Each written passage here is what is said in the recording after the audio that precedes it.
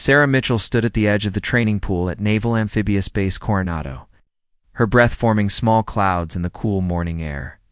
At 23 years old, she was one of only 6 women in a class of 120 candidates attempting to become Navy SEALs. The water below her looked black and uninviting, and she knew it would be cold enough to steal the breath from her lungs. The moment she entered, her journey to this moment had begun years earlier in a small town in Montana. Sarah grew up as the youngest of 4 children, and the only girl in a family where toughness was valued above almost everything else. Her father was a former Marine who ran the household like a military barracks. Her 3 older brothers never went easy on her. Whether they were playing football in the backyard or competing to see who could chop the most firewood, Sarah learned early that complaining got you nowhere, that the only way to earn respect was to prove yourself again and again. When Sarah was 16, her oldest brother Daniel returned from his second deployment to Afghanistan. He came back different, quieter, with eyes that seemed to look past people rather than at them. One night, she found him sitting alone on the back porch, staring out at the dark fields beyond their property. She sat down beside him without saying anything, and after a long silence, he began to talk. He told her about his SEAL team, about the brotherhood they shared, about the impossible missions they accomplished together. He talked about carrying a wounded teammate 5 miles through enemy territory, about making split-second decisions that meant the difference between life and death. That conversation changed something in Sarah.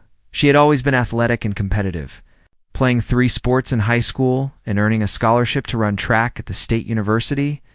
But after hearing Daniel's stories, she felt pulled towards something bigger than herself. She started researching the SEALs, watching documentaries, reading books by former operators. The more she learned, the more certain she became that this was what she wanted to do with her life. Her family's reaction was mixed. Her father was proud but worried. Her mother cried and begged her to reconsider.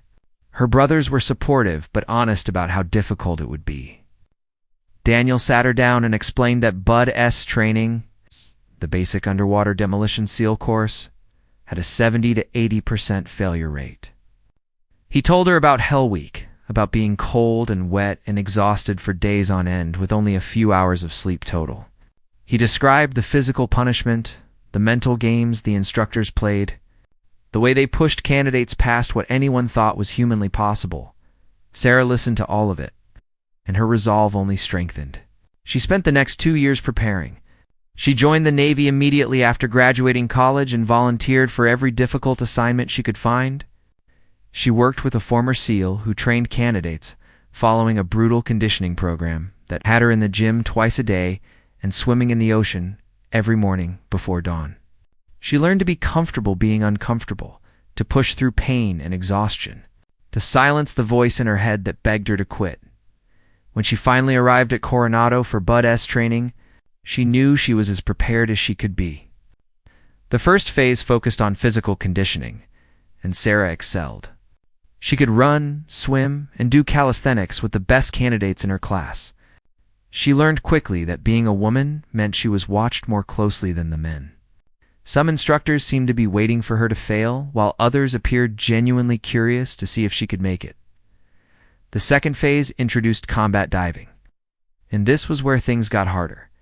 The pool was where instructors tested candidates' ability to stay calm under extreme stress. They called it pool comp, short for pool competency.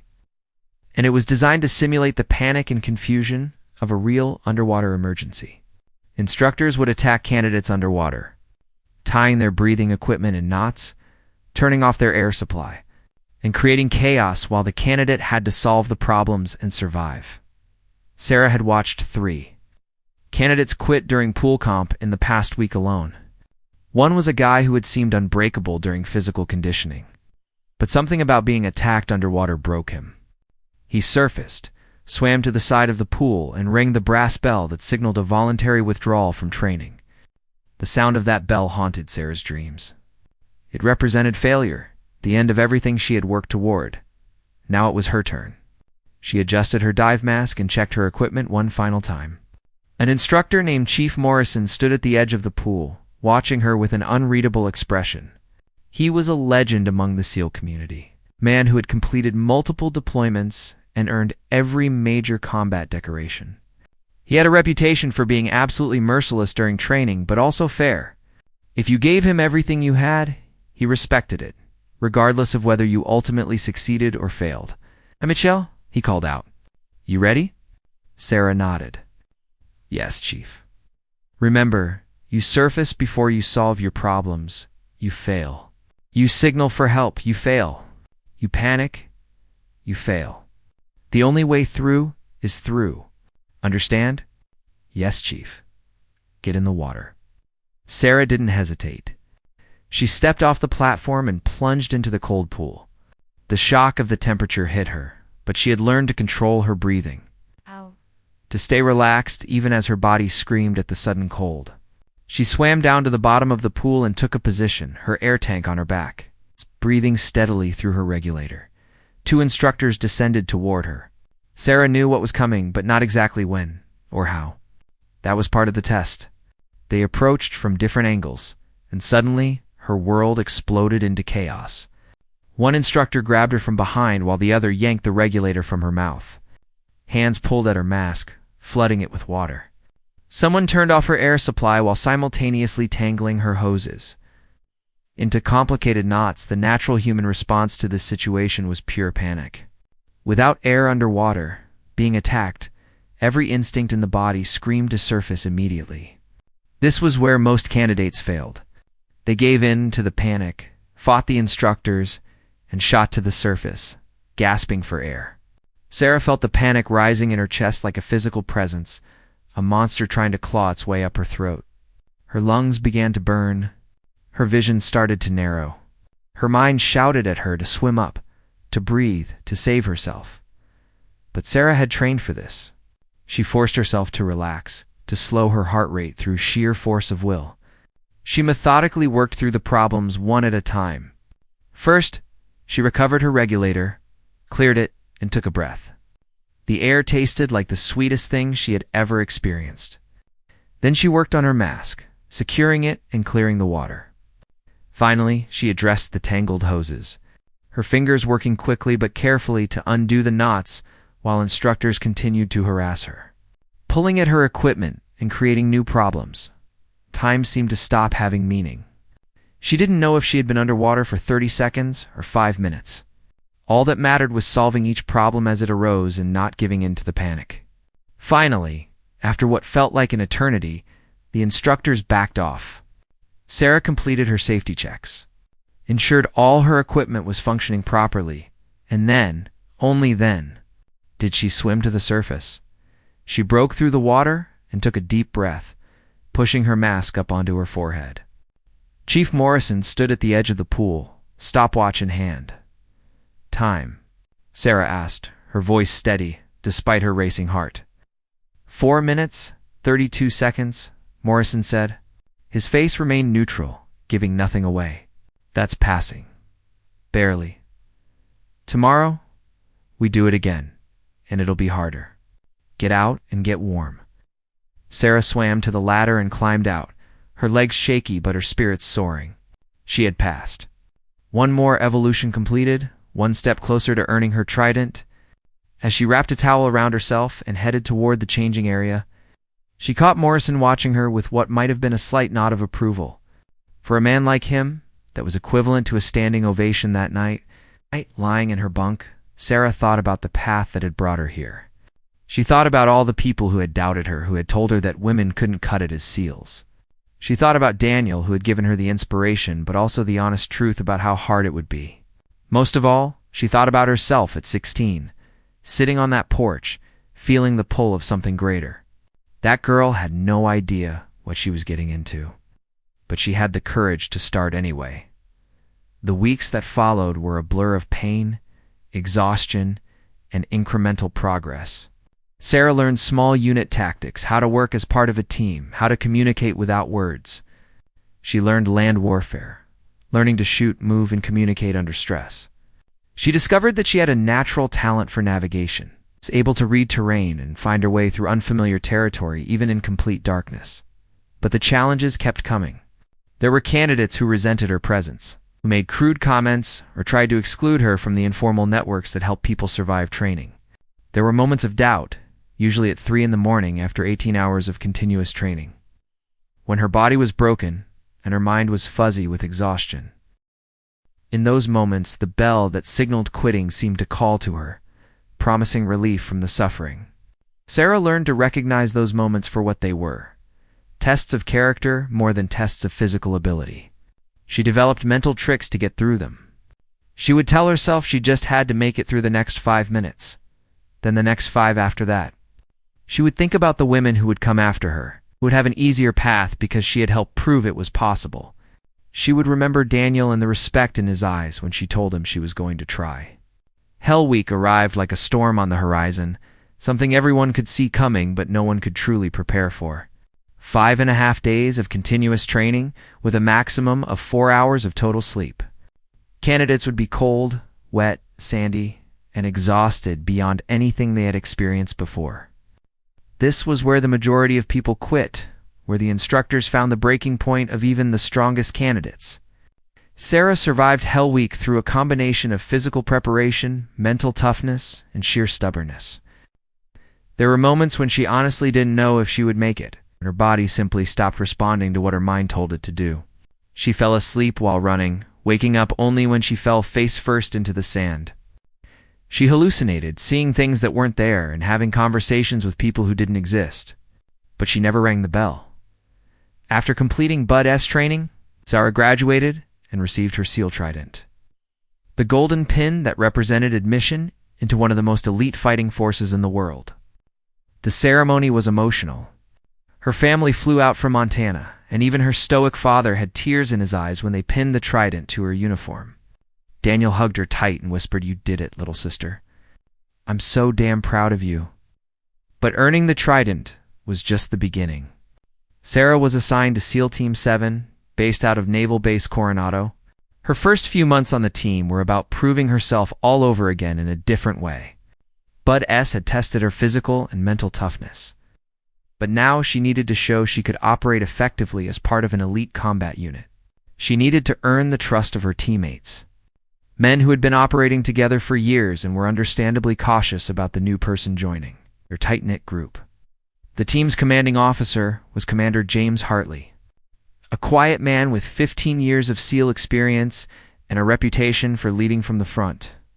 During her first meeting with him, he was direct about the challenges she would face. "You're going to have people watching you more closely than they watch anyone else," Hartley said. "Some will want you to succeed. Some will be waiting for you to fail. My advice is to ignore all of it and focus on being the best operator you can be. Do your job, support your teammates, and let your actions speak for themselves." Sarah took his advice to heart. She threw herself into every training exercise, volunteering for the worst jobs and never complaining. When the team did long-distance, ruck marches carrying heavy equipment, she kept pace with everyone else despite being smaller than most of her teammates. When they practiced close-quarters combat drills, she was aggressive and precise. When they worked on vehicle interdiction scenarios, she studied the tactics until she could execute them perfectly. Slowly, she began to earn respect. It started with her swim buddy, a guy named Marcus Chen, who had been assigned to work with her during water operations. Marcus was initially skeptical, but came to appreciate her competence and work ethic. Then others began to notice. After a particularly grueling training evolution, where Sarah helped carry an injured teammate 2 miles back to base, refusing to slow down despite her own exhaustion, the mood in the team shifted. She was no longer the woman trying to prove she belonged. She was simply another operator. 6 months after joining the team, Sarah received word that they were deploying to Afghanistan. The mission was to work with special operations forces to conduct raids against high-value targets in a particularly dangerous province. Sarah felt a mix of excitement and nervousness. This was what she had trained for, the reason she had endured all the pain and suffering of Bud-S. But she also knew that combat was unpredictable, and no amount of training could fully prepare someone for the reality of people trying to kill you. The deployment began with weeks of intelligence, gathering, and mission planning. Sarah's team was tasked with supporting operations to disrupt enemy networks in the region. They lived on a small forward operating base, sleeping in simple housing and eating basic food. The living conditions were Spartan, but Sarah didn't mind. She was focused on the mission and on being ready for whatever came. Her first combat mission came 3 weeks into the deployment. The target was a Taliban commander, believed to be planning attacks against coalition forces. Intelligence indicated he was staying in a compound in a remote village. The plan was for Sarah's team to infiltrate the area at night, breach the compound, capture or kill the target, and extract before enemy reinforcements could arrive. Sarah spent hours going over the mission plan, memorizing the layout of the compound, studying satellite imagery and rehearsing her role. She would be part of the assault team, responsible for clearing rooms and securing the target. The night before the mission, she barely slept, running through scenarios in her mind and checking her equipment repeatedly. They inserted via helicopter in the early morning hours, landing several kilometers from the target to avoid alerting anyone to their presence. The team moved through the dark landscape in complete silence, communicating through hand signals and night vision technology. Sarah felt her training taking over, her body moving automatically through the patterns she had practiced thousands of times. When they reached the compound, everything happened fast. The team breached the door using explosive charges and flooded inside. Sarah moved through the structure with her weapon up, clearing rooms methodically. She heard shouting in multiple languages, sound of other team members engaging targets, the controlled chaos of a close-quarters battle. She entered a room and found herself face to face with an armed man. There was no time to think, only to react. Sarah fired twice, center mass, and the man went down. She continued moving, adrenaline surging through her system, every sense heightened. The entire assault took less than 5 minutes. They captured the target, secured the compound, extracted without any friendly casualties, back at the base. Sarah sat alone for a while, processing what had just happened. She had fired her weapon in combat. She had taken a life. The reality of it felt surreal, disconnected from the training exercises where targets were paper or plastic. Chief Morrison, who was deployed with the team as a senior advisor, found her sitting outside. "First time is always the hardest," he said, sitting down beside her. "You did good in there. Fast, decisive, professional. That's all it can be." "Does it get easier?" Sarah asked. Morrison was quiet for a moment. "Not easier. But you learn to process it, to put it in a box and deal with it later. What matters is that you and your teammates came home. That guy you shot, he was armed and dangerous.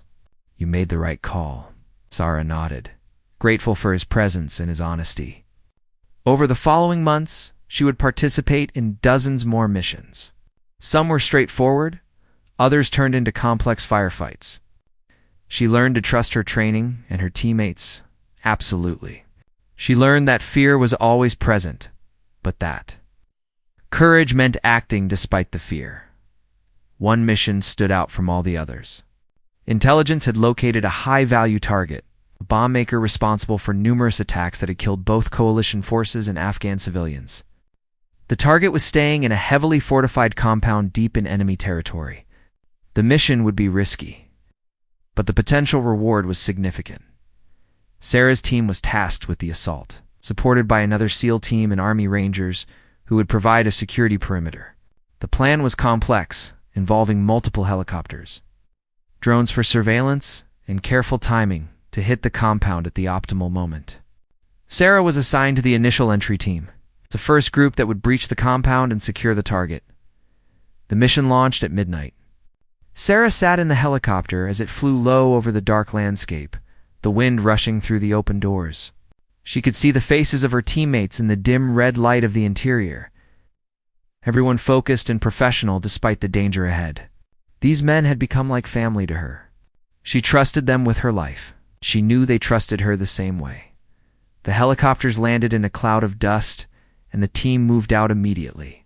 As they approached the compound, things started to go wrong.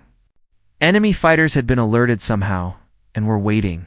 Gunfire erupted from multiple positions, tracer rounds cutting through the darkness like deadly fireflies. Sarah and her team returned fire and pushed forward, their training taking over. She moved behind a low wall as bullets impacted around her, small explosions of dirt and fragments. Marcus was beside her, and together they laid down covering fire while other team members maneuvered. The battle was intense but organized, each person knowing their role and executing it. Sarah saw movement in a window and fired, her rounds impacting the target. She reloaded smoothly, muscle memory from thousands of repetitions on the range. The team breached the compound wall and moved inside, fighting room to room. The enemy fought hard, but they were no match for the coordinated assault of highly trained special operations forces. When they finally secured the target, Sarah was covered in dust and sweat, her ears ringing from the gunfire. One of the rangers on the perimeter had been wounded, but not seriously. They extracted with the target in custody, the helicopters lifting off as enemy reinforcements began arriving in the distance. That mission earned Sarah's team a unit citation for valor. More importantly, it solidified her position as a respected operator. She had proven herself under the most intense circumstances possible. When they returned from deployment, Commander Hartley pulled her aside. "I'm putting you in for promotion," he said. "You've earned it. More than that, you've shown what's possible. There are women watching your career, hoping to follow in your footsteps. I hope you're ready for that responsibility." Sarah thought about his words that night. She had never set out to be a trailblazer or a symbol. She had just wanted to be a SEAL, to serve her country in the most challenging way possible. But she understood that whether she liked it or not, her success meant something beyond just her own career. It opened doors for others and challenged long-held assumptions about what women could do. The months after her deployment were busy. Sarah attended advanced training courses, learning specialized skills like advanced breaching techniques and high-altitude operations. She was selected to attend the SEAL Sniper course, an extremely difficult program that had a high failure rate. The course tested not just shooting ability, but patience, discipline, and the mental toughness to remain calm and focused for hours or even days while waiting for the perfect shot. Sarah excelled at sniper training. She discovered she had a natural aptitude for the detailed calculations required for long-range shooting, factoring in wind, distance, temperature, and a dozen other variables. She also had the temperament for it, the ability to remain still and patient while watching a target area. She graduated near the top of her class and was designated as one of the team's sniper-qualified operators. Her second deployment came a year after her first, this time to a different region where her team conducted maritime interdiction operations. They worked from ships, boarding suspicious vessels to search for weapons, drugs, or other contraband. The work was dangerous in a different way than ground combat, requiring precise coordination and the ability to quickly assess threats in the confined spaces of ship corridors and cargo holds. During one operation, Sarah's team boarded a cargo ship suspected of transporting weapons to terrorist organizations. The crew resisted, and a firefight broke out on the ship's deck. Sarah was pinned down behind a container when she saw Marcus take a hit. He went down hard, and she could see blood spreading across his uniform. Without thinking, Sarah broke cover and ran to him, bullets snapping past her head. She dragged Marcus behind the container and immediately began applying first aid, using her medical training to assess and treat his wound. He had been shot in the shoulder, a serious injury, but not immediately life-threatening if she could stop the bleeding. She worked quickly, applying pressure and bandaging the wound while the firefight continued around them. "You're going to be fine," she told Marcus, her voice calm despite the chaos. "Just stay with me," Marcus managed a weak smile. "Should have known you'd come get me. You never leave anyone behind." The rest of the team secured the ship, and Marcus was evacuated for medical treatment. He would recover fully and return to active duty months later. When he did, the first thing he said to Sarah was thank you. She brushed it off, saying it was what any teammate would do, but Marcus insisted. "You saved my life," he said simply. "I won't forget that." Sarah had been serving as a Navy SEAL for nearly 4 years when she received unexpected orders to report to the Pentagon for a special assignment briefing. The orders were vague, providing no details about what the assignment involved, which immediately told her it was something unusual.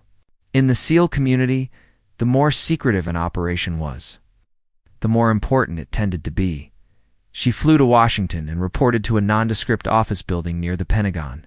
After passing through multiple security checkpoints, she was escorted to a conference room where she found Commander Hartley, her old team leader, along with several senior officers she didn't recognize and 2 civilians in business suits.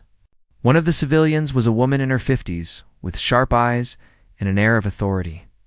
"Lieutenant Mitchell," the woman said, standing to shake Sarah's hand. "I'm Director Catherine Morrison with the Defense Intelligence Agency." "Please, have a seat." Sarah sat, her curiosity building. Director Morrison opened a folder and studied it for a moment before looking up. "Your record is exceptional," Morrison said. "Multiple combat deployments, consistently high performance evaluations, specialized training in multiple areas. More significantly, you've broken barriers and handled the attention and pressure that came with that remarkably well. That's why we're considering you for this assignment." Morrison explained that the DIA was running a covert operation in a Middle Eastern country where conventional military presence was politically impossible. They needed a small team to work with local assets, gathering intelligence and conducting targeted operations against terrorist networks. The mission would require operating in an environment where being discovered could create an international incident. The challenge, Morrison continued, is that this culture is deeply traditional. Women are restricted in many ways, but they're also less suspicious. A Western woman in certain contexts can move more freely than a Western man because she's not perceived as the same kind of threat. We need someone who can blend in, who understands how to read social situations, and who has the tactical skills to handle herself if things go wrong. Sarah listened as they outlined the mission parameters. She would be working undercover as an aid worker, using that cover to build relationships with local contacts and gather intelligence. She would have backup from other team members. But there would be times when she was operating alone in potentially hostile territory. It was exactly the kind of higher-risk, higher-reward mission that drew people to special operations in the first place. "I'll do it," Sarah said without hesitation. Morrison smiled slightly. "I thought you might say that. But understand what you're agreeing to. If you're compromised, if your real identity is discovered, we may not be able to extract you. You'll be operating under a false identity with no official support. This mission requires someone who can think independently and adapt to rapidly changing situations. Are you certain you want this?" Sarah met Morrison's gaze steadily. "Yes, ma'am. I'm certain." The next 3 months were spent preparing for the mission. Sarah attended intensive language training, learning Arabic well enough to pass for someone who had studied it extensively. She studied the local culture, learning about social customs, religious practices, and the intricate web of tribal and family relationships that governed much of the society. She memorized her cover story until it became second nature, able to answer questions about her fictional background without hesitation. She also maintained her tactical skills, though her training took on a different focus. Instead of large-scale combat operations, she practiced covert entry techniques, surveillance detection, and escape and evasion scenarios. She learned how to hide weapons and communication devices, how to conduct covert meetings, and how to recognize when an operation was compromised and it was time to abort. Finally, she was ready. Sarah deployed under her cover identity as Sarah Matthews, as an aid worker with a non-profit organization working on water infrastructure projects. She arrived in the country and settled into her role, living in a modest apartment and working during the day with local communities on legitimate development projects. It was important that her cover be authentic, not just a facade, but Sarah's real work happened in the margins. She cultivated relationships with local contacts, people who had information about terrorist activities in the region. She attended social gatherings, always watching and listening, picking up fragments of intelligence that she would later analyze and report. She learned to read the subtle signs of danger, the slight tension that entered a room when certain topics were discussed, the way people's eyes would flicker toward someone who shouldn't be mentioned. The work was slow and frustrating at times. Unlike combat operations where success was immediate and obvious, intelligence gathering required patience and the ability to play a long game. Sarah spent weeks building trust with a local shopkeeper who had connections to various political factions. She attended women's gatherings where information flowed more freely than in mixed company. She learned that a sympathetic ear and genuine interest in people's lives could yield more intelligence than any interrogation technique. 3 months into her assignment, Sarah received information about a planned attack on a coalition military convoy that regularly traveled through the region. Her source was a woman named Amira, who worked at a local medical clinic. Amira's brother had been killed by terrorists, and she quietly provided information when she could. Motivated by a desire to protect others from experiencing what her family had endured, "They're planning something for next week," Amira told Sarah during what appeared to be a casual conversation at a market. "My cousin heard men talking. They mentioned the road near the old bridge on Tuesday afternoon. That's when the convoys usually pass." Sarah thanked her and moved on quickly, not wanting to draw attention to their conversation. That evening, using encrypted communication, she passed the intelligence to her handlers. The information allowed military planners to alter the convoy route, avoiding the ambush. Later reports indicated that insurgents had indeed planted explosives along the original route and had been waiting in position to attack. Sarah's intelligence had likely saved multiple lives. But success brought new dangers. Someone had noticed that whenever attacks failed or operations were disrupted, certain people had been in proximity to the information beforehand. The terrorist networks began looking for the leak, and Sarah realized the danger was escalating. She was even more careful, varying her routines, watching for surveillance, and being selective about what information she pursued. Then came the night everything changed. Sarah was walking back to her apartment after a community meeting when she noticed a vehicle following her. She had been trained in surveillance detection and recognized the signs. The vehicle stayed several car lengths back, but matched every turn she made. Sarah's mind raced through her options. She was armed, carrying a small pistol concealed in her bag, but using it would blow her cover immediately. She needed to lose the tail and figure out if this was hostile surveillance or something else. She ducked into a busy marketplace, using the crowds to break visual contact. She moved quickly through the narrow aisles, dodging shoppers and vendors, emerging on a different street. She caught a taxi and directed the driver to take a circuitous route, watching carefully to see if anyone followed. After 30 minutes of counter-surveillance measures, she felt confident she had lost whoever had been following her. Back at her apartment, Sarah packed an emergency bag with essential documents, money, and equipment. She contacted her handler using emergency protocols and reported the incident. The response came back within an hour. They were concerned, but wanted her to continue the mission unless she felt it was compromised beyond recovery. The intelligence she was gathering was too valuable to abandon without good reason. Sarah made the decision to continue but increased her operational security significantly. She moved to a new apartment, changed her routines, and became even more careful about her contacts. For several weeks, everything seemed normal. Then Amira sent an urgent message requesting a meeting in an unusual location, a clear signal that something was wrong. They met in the back room of a small restaurant owned by one of Amira's relatives. Amira looked frightened, her hands shaking as she poured tea. "They know someone is passing information," Amira said quietly. "They don't know who yet, but they're investigating. They've been questioning people, making threats. It's only a matter of time before they figure it out." Sarah felt a chill. If Amira was discovered, she would face terrible consequences. Worse, the investigation might lead back to Sarah herself. "Can you stop for a while?" Sarah asked.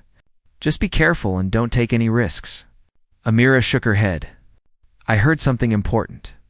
There's a meeting happening tomorrow night. Several leaders from different groups coming together to plan something big. They mentioned a specific address. I thought you should know." She gave Sarah the details. It was exactly the kind of high-value intelligence the mission was designed to gather. The location where multiple terrorist leaders would be in one place. But Sarah also knew that pushing forward with this could expose Amira and herself to serious danger. "Thank you," Sarah said. "But I want you to be very careful. Don't ask any more questions. Don't put yourself at risk." "I mean it." Amira met her eyes. "These people killed my brother. If I can help stop them from killing others, it's worth the risk." Sarah passed the intelligence through her channels, and plans were quickly made for a strike on the meeting location. But the night before the operation, Sarah received devastating news. Amira had been arrested by local police who were in league with the terrorist networks. The pretext was some minor legal violation, but everyone knew the real reason. Sarah felt sick. She had known the risks, had known that people like Amira were putting their lives on the line to help, but knowing it intellectually was different from facing the reality. She wanted to help Amira, to use her training to mount a rescue. But she knew that was impossible without compromising everything. The strike on the meeting went forward and was successful. Several high-value targets were captured or killed, dealing a significant blow to terrorist operations in the region. But for Sarah, the victory felt hollow. She thought about Amira, about the courage it had taken for her to provide information, about the price she was now paying. Sarah pushed her handlers for information about Amira's fate. After several days, word came back through channels that Amira had been released after intense pressure from international human rights organizations. She had been interrogated and threatened, but not seriously harmed. She had also been smart enough to reveal nothing about her relationship with Sarah or the information she had provided. The incident shook Sarah, but also reinforced her understanding of what this work involved. Intelligence operations weren't clean or simple. They required people to make difficult choices and live with the consequences. She continued her mission for another 4 months, gathering valuable intelligence while being constantly aware of the risks. When she finally rotated out of the country, she felt both relief and a strange sense of loss. The work had been meaningful, perhaps more meaningful than any combat mission she had been part of. When Sarah returned from her covert assignment, she was reassigned to Naval Special Warfare Development Group, an elite unit within the SEAL community that focused on the most sensitive and complex missions. It was a recognition of her skills and experience, but it also meant new challenges and heightened scrutiny. At 31 years old, she was now a senior lieutenant with combat experience, specialized training, and a reputation as an operator who could handle difficult assignments. Her first few months with the new unit were spent in advanced training and integration. The team conducted exercises that pushed the boundaries of what was tactically possible, practicing operations that might never happen but required them to think creatively and adapt to unusual scenarios. Sarah found herself working with some of the most experienced and capable operators in the military, people who had decades of combined experience in the most dangerous corners of the world. It was during this time that she received an invitation to speak at the Naval Academy about her experiences. The request came from the commandant himself, who explained that the academy was working to encourage more women to pursue careers in special operations. Sarah's story, he suggested, could inspire the next generation. Sarah was reluctant at first. She had never sought attention or wanted to be held up as a symbol. She was just doing her job, the same as any other SEAL. But Commander Hartley, who had become a mentor and friend over the years, encouraged her to accept. "You don't have to like the attention," he told her, "but you have an opportunity to make a real difference. There are young women at that academy who don't think what you've done is possible. Showing them it is that matters." So Sarah agreed. She traveled to Annapolis and found herself standing in front of several hundred midshipmen, preparing to talk about her journey. She had faced armed enemies in combat without flinching, but public speaking made her nervous in a different way. She took a deep breath and began. She talked about growing up in Montana, about her brother's influence, about the decision to pursue a career as a SEAL. She described the challenges of Bud-S training, the deployments, the missions that had tested her in ways she never imagined. She was honest about the difficulty, about the times she had doubted herself, about the reality that this career path required sacrifice and absolute commitment. "I'm not going to tell you it's easy," Sarah said, looking out at the young faces in the audience. "It's not. Some of the men in this room will try and fail to become SEALs. Some of you women won't even try because you don't think it's possible. But I'm standing here to tell you that it is possible. Not easy, but possible. And if you're willing to do the work, if you're willing to push past every limit you think you have, then you have a shot." After the speech, several midshipmen approached her with questions. One young woman, probably no more than 19, asked Sarah the question she had been asked countless times before. "What's the hardest part?" The midshipman asked. "Is it the physical training? The combat? Being a woman in a male-dominated field? Sarah thought about the question carefully before answering. The hardest part is that you can't do it for anyone else.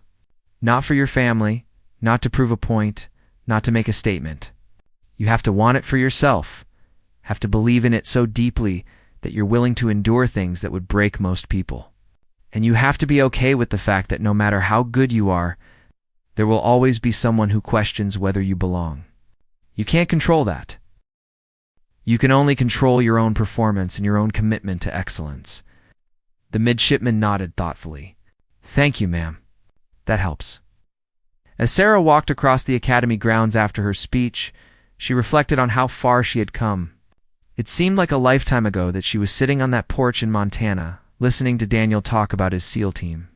She had achieved the dream that seemed impossible back then, and she had done it by refusing to quit, by pushing through every obstacle, by earning her place one day at a time.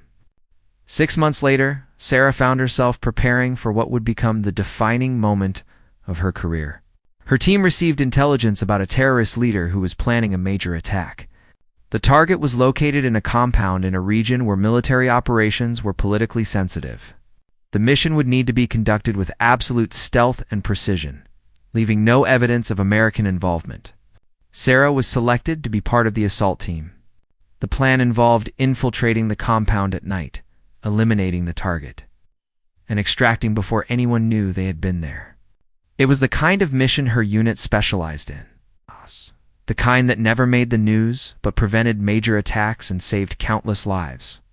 The team spent weeks preparing, studying every detail of the compound, practicing the assault until they could execute it perfectly in complete darkness. Sarah's role was critical. She would be part of the initial breach team, responsible for securing the target and ensuring no intelligence was left behind. The night of the mission arrived. The team flew into the target area in helicopters modified for silent running, landing several kilometers away and moving on foot to avoid detection. Sarah felt the familiar pre-mission focus, her mind clear and her body ready. She had done missions like this dozens of times, but each one required the same level of preparation and attention to detail. They reached the compound and took up positions. Sarah checked her equipment one final time, confirmed her communication system was working, and waited for the signal to go. The seconds stretched out, time seeming to slow down the way it always did before an assault. Then the signal came and they moved. The team breached the compound wall and flooded inside with practiced efficiency. Sarah moved through the structure, her weapon up and her night vision equipment giving her a clear view of the interior. She cleared rooms systematically, working in coordination with her teammates. They had trained together so extensively that they moved almost like a single organism, each person knowing exactly where the others were and what they were doing. They located the target in an interior room. There was a brief moment of resistance, and then it was over. The entire assault took less than 4 minutes. They collected intelligence materials, conducted a thorough search of the compound, and extracted. By the time local authorities responded to reports of activity in the area, the team was gone, leaving no trace except the target himself. The mission was considered a complete success. Intelligence recovered from the compound led to the disruption of the planned attack and the identification of other terrorist cell members. Sarah's team received recognition, though it was all classified and would never be publicly acknowledged. For Sarah, that was fine. She hadn't joined the SEALs for recognition or glory. She had joined to serve, to be part of something larger than herself, to protect people who would never know her name. But her career took an unexpected turn shortly after that mission. Sarah was called to a meeting with senior leadership and informed that she was being considered for a position at the Special Operations Command headquarters. The role would involve strategic planning, helping to shape future special operations policy and training. It would mean leaving active field operations and taking on more of an administrative and advisory role. Sarah's first reaction was to decline. She was an operator, not a desk officer. The idea of spending her days in meetings and working on policy documents felt like a betrayal of everything she had worked toward. But the officers making the offer helped her see it differently. "You've proven yourself in every possible way," one admiral told her. "But you have knowledge and experience that could benefit the entire special operations community. You understand the challenges facing women in these roles because you've lived them. You understand operational planning because you've executed dozens of high-risk missions. We need people like you helping to shape the future. Sarah asked for time to think about it. She talked to Daniel, who had retired from the military and was now working as a consultant. She talked to Marcus, who had become one of her closest friends. She talked to Commander Hartley, who had always given her straight advice. "What do you want to do?" Hartley asked her simply. Sarah struggled to answer. Part of her wanted to keep operating, to stay in the field where she felt most alive and useful. But another part of her recognized that she could have a different kind of impact in a strategic role. She could help create better training programs, could work to remove unnecessary barriers for women and other underrepresented groups in special operations, could use her hard-won experience to make the entire community stronger. "I think I want to take it," Sarah said finally. "I'm not done serving. I'm just going to serve in a different way." So Sarah accepted the position and moved to Tampa, Florida, where Special Operations Command was headquartered. She threw herself into the new role with the same intensity she had brought to everything else in her career. She worked on training programs, helped evaluate new tactics and equipment, and served as an advisor on operations around the world. It was during this time, about a year into her new assignment, the incident occurred which would become the title of her story. Sarah was attending a conference focused on special operations capabilities. The event brought together military leaders, defense contractors, and government officials. Everyone was in business attire rather than uniforms, a requirement that Sarah found slightly uncomfortable after so many years in military gear. During a coffee break between sessions, Sarah found herself in conversation with a group of executives from a major defense contractor. They were discussing emerging technologies and how they might be applied to special operations. The conversation was professional and interesting until one of the executives, a man in his 50s, made a comment that changed the tone. "Of course, when we design equipment, we have to consider the realities of who's using it," he said, looking directly at Sarah. "Special operations are extremely demanding. Not everyone has the physical capacity for that work." There was something in his tone, a subtle condescension, that suggested he wasn't just talking about general physical requirements. Sarah felt the attention of everyone in the group shift to her. This happened sometimes, moments where someone would challenge her presence in subtle or not-so-subtle ways. "Physical capacity is important," Sarah agreed calmly. "But it's not the only factor. Mental toughness, adaptability, decision-making under stress, these matter just as much." The executive smiled in a way that didn't reach his eyes. "True, but there are fundamental physical differences we can't ignore. There's a reason certain roles have traditionally been filled by men." Sarah could feel herself getting angry, but she kept her voice level. "With respect, sir, I've spent the last 8 years in special operations. I've completed BUD-S training, conducted multiple combat deployments, and been part of missions you'll never hear about. I've earned my place based on performance, not tradition." Another executive, a woman Sarah hadn't noticed before, spoke up. "I think what Sarah is trying to say is that we should focus on capabilities rather than assumptions. If someone meets the standards, their gender shouldn't matter." The first executive looked irritated. "I'm not making assumptions. I'm talking about biological reality.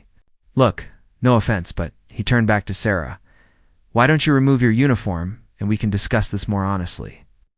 There was a moment of stunned silence. Sarah realized that the man had assumed, based on her business attire, that she was a civilian, perhaps someone's aide or assistant.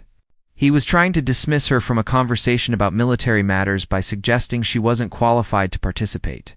Sarah smiled, though her eyes were cold. "You just told a Navy SEAL to undress," she said quietly.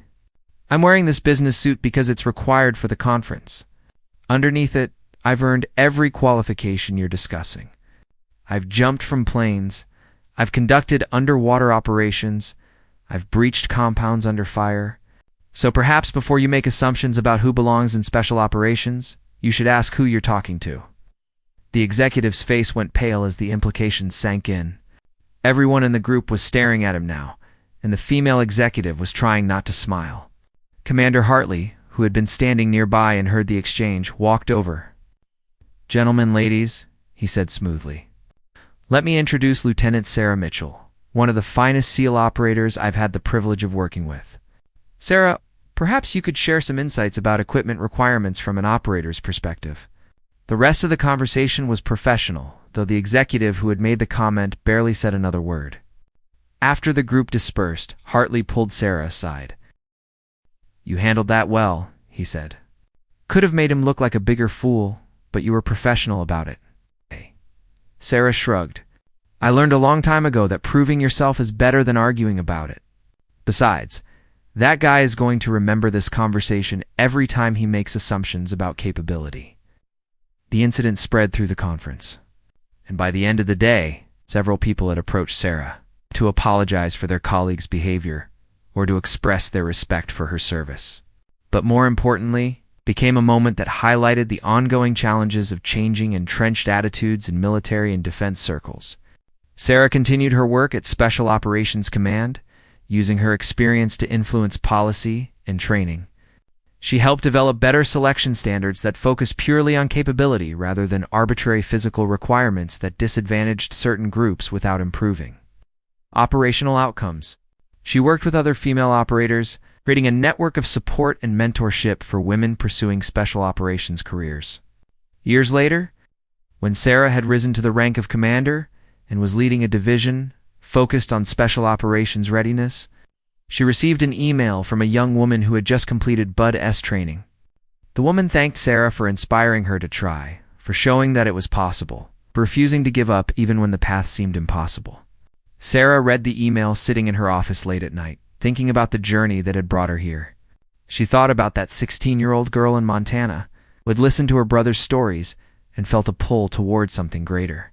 She thought about the pain of BUD-S, the fear of her first combat mission, the satisfaction of helping people like Amira, the challenge of facing down assumptions about what she could accomplish. She had wanted to be a Navy SEAL, and she had achieved that dream through sheer determination and refusal to quit. But somewhere along the way, she had become something more. She had become proof that excellence knows no gender, that courage and capability can't be constrained by tradition or assumption. She had opened a door for others to follow, and that, she realized, might be the most important mission of all.